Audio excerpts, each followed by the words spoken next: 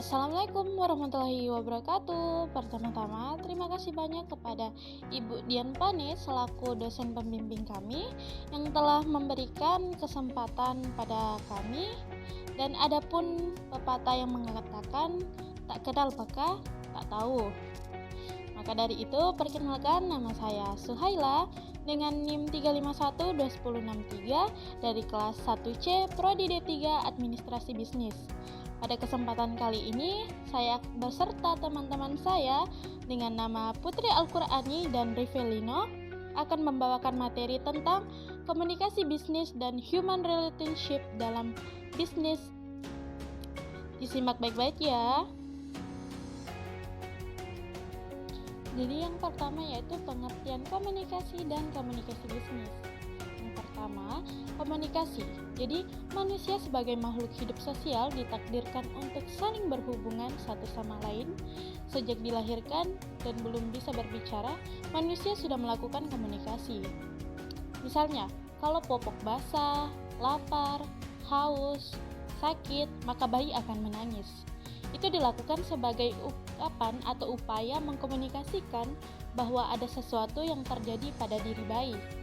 Selanjutnya, manusia terus berkomunikasi dengan sesuai perkembangan usia. Itu disebut dengan human communication. Selanjutnya yaitu proses komunikasi.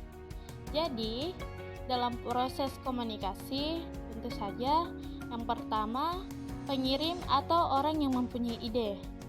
Lalu, ide berubah menjadi pesan.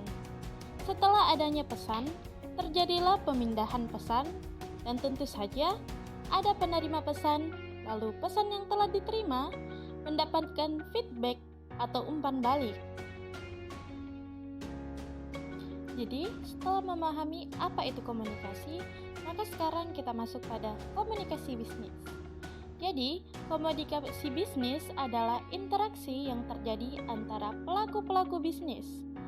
Komunikasi itu bisa terjadi antara pedagang dengan pembeli, antara perusahaan dan langganan, antara bank dan nasabah.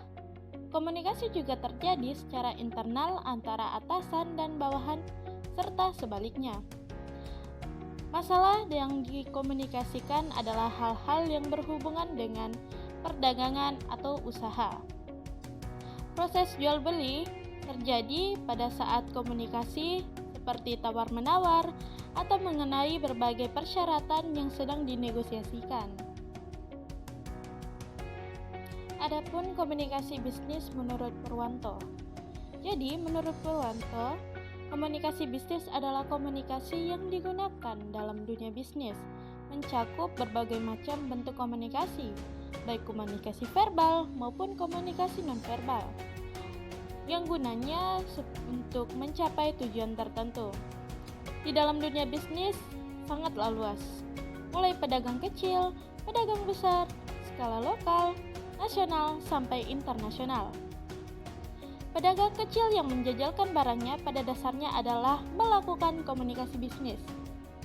Pengusaha besar atau kecil membuat surat-surat penawaran kepada mitra atau langganannya adalah cara berkomunikasi bisnis.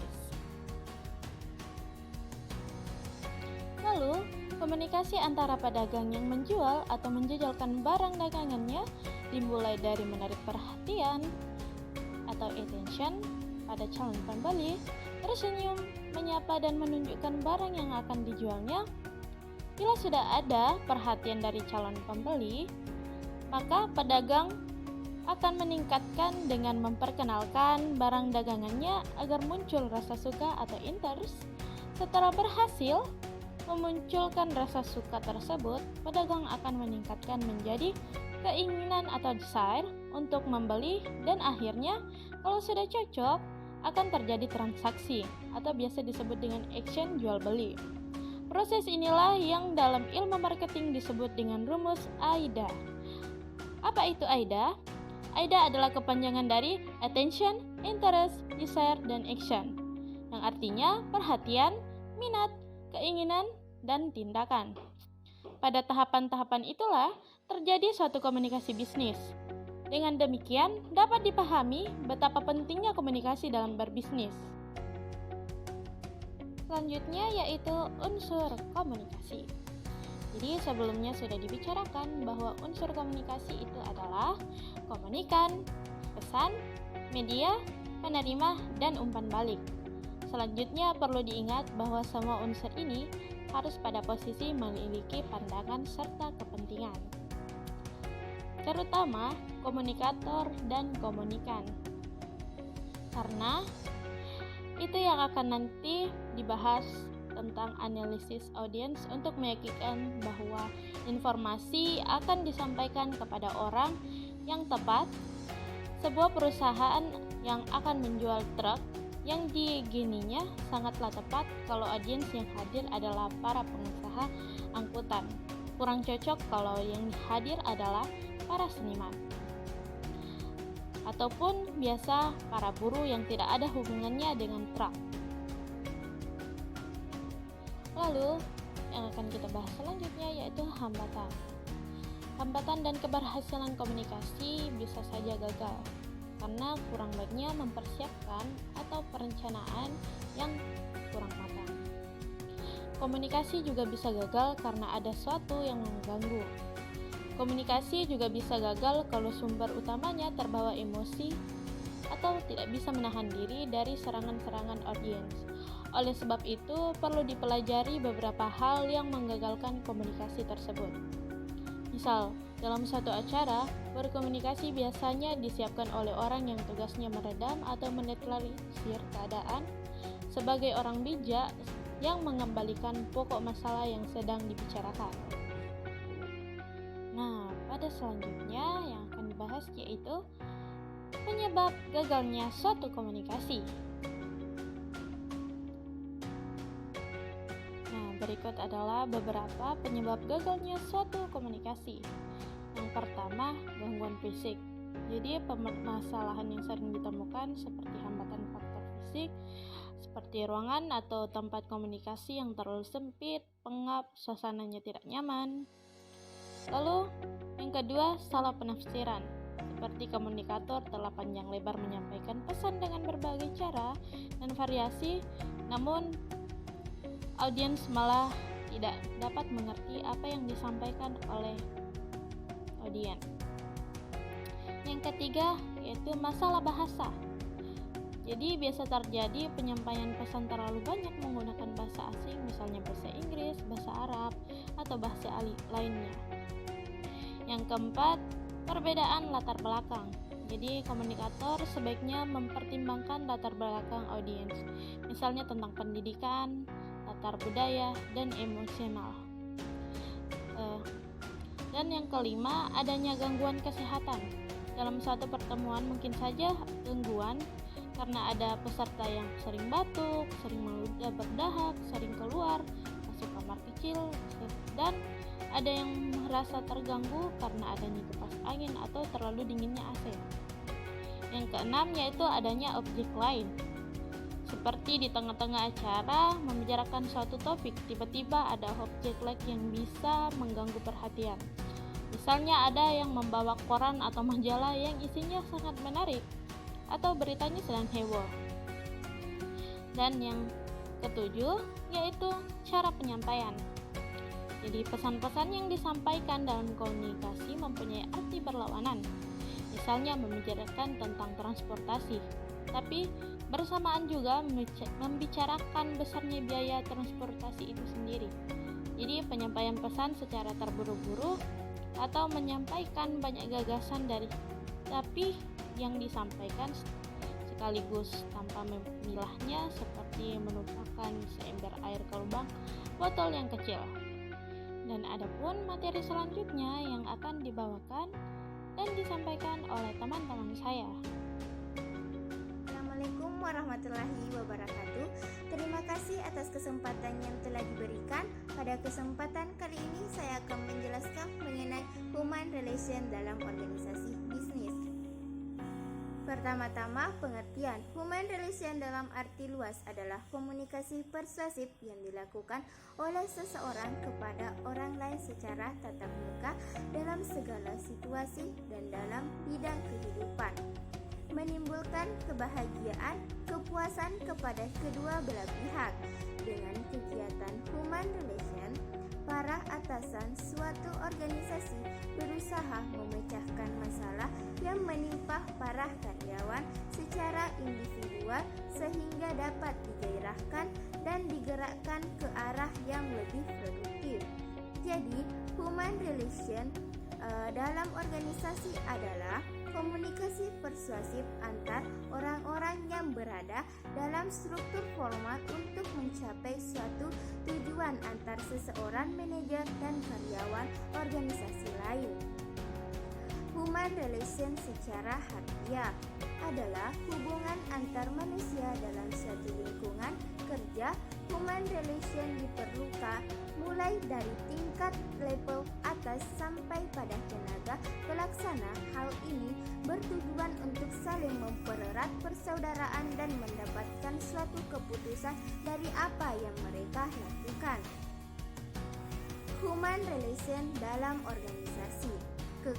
Dalam buku karya Ruslan 2012 pada halaman 87 adalah interaksi antar orang-orang yang berada dalam struktur formal yang disusun secara fungsional untuk mencapai suatu tujuan, lembaga atau perusahaan. Sedangkan human relation dalam aktivitas manajemen organisasi atau lembaga adalah menciptakan suatu kerjasama antar karyawan dalam satu tim. Kerja meningkatkan produktivitas dan memperoleh kepuasan dalam bekerja. Human relation tersebut kuncinya adalah bagaimana metode dalam komunikasi tersebut mampu menimbulkan motivasi yang berkaitan dengan kedisiplinan, etos kerja, dan kepuasan bagi kedua belah pihak antara perusahaan dan karyawan.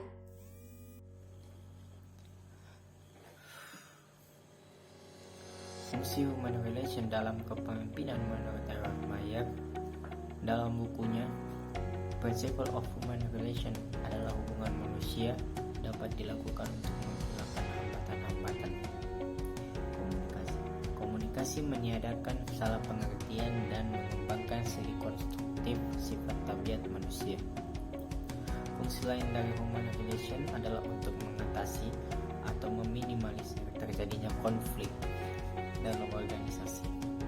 Apabila dalam kegiatan suatu organisasi pihak manajemen sudah dapat melaksanakan hubungan manusiawi dengan baik, maka konflik yang disebabkan oleh tidak lancarnya komunikasi internal paling tidak dapat diperkecil atau bahkan dihilangkan. Human relation dapat diusahakan untuk menghilangkan rintangan-rintangan komunikasi, mencegah salah pengertian dan mengembangkan segi konstruktif sifat tabiat manusia. Adapun makna dan tujuan human relation yang pertama, human relation hendaknya menciptakan saling pengertian yang baik untuk mewujudkan keseluruhan unsur organisasi. Kedua, bertujuan mempermudah tercapainya tujuan organisasi. Dan yang ketiga, landasan setiap hubungan yang diciptakan adalah dasar atas saling menghargai sebab manusia mempunyai martabat dan harga diri. Human relation memiliki asas-asas. Yang pertama, salah satunya yaitu kemanusiaan. Mengutamakan sifat-sifat kemanusiaan, pembimbingan manusia oleh manusia untuk mengembangkan potensi dan kemampuan setiap individu demi tujuan-tujuan human. Yang kedua adalah efisiensi. Efisiensi teknis maupun sosial berkaitan dengan terbatasnya sumber-sumber material dan manusia atas prinsip penghematan dan adanya nilai-nilai ekonomis. Yang ketiga adalah kesejahteraan dan kebahagiaan yang lebih merata menuju pada taraf kehidupan yang lebih tinggi. Lalu Adapun prinsip-prinsip dari human relation, yang pertama harus ada sinkronisasi antara tujuan organisasi dengan tujuan-tujuan individu di dalam organisasi tersebut. Yang kedua, suasana kerja yang menyenangkan. Yang ketiga, informalitas yang wajar dalam hubungan kerja. Yang keempat, manusia bawahan bukan mesin. Dan yang kelima, kembangkan kemampuan bawahan sampai tingkat yang maksimal. Yang keenam, pekerjaan yang menarik dan penuh tantangan. Dan prinsip ketujuh, pengakuan dan penghargaan atas pelaksanaan tugas dengan baik.